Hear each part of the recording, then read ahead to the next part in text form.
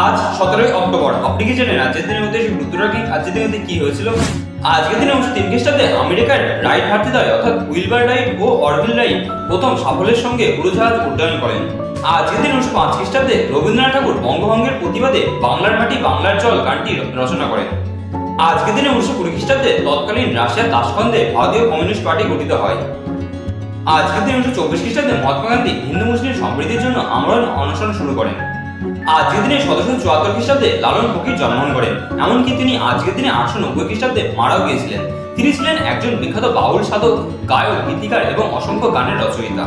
আজকের দিনে 1817 খ্রিস্টাব্দে সৈয়দ আহমেদ খান জন্মগ্রহণ করেন। তিনি ছিলেন ভারত উপমহাদেশের একজন বিখ্যাত রাজনীতিবিদ এবং মুসলিম নেতা।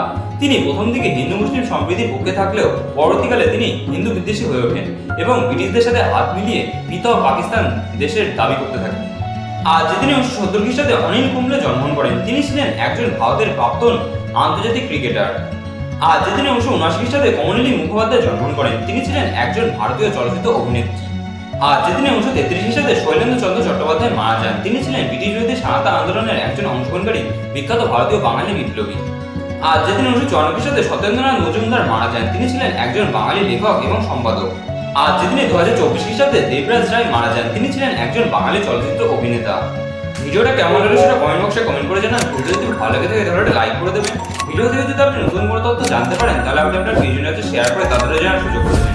এইরকম প্রতিদিনের গুরুত্ব সম্পর্কে জানতে চ্যানেলটি সাবস্ক্রাইব করে চ্যানেল পাশে থাকুন।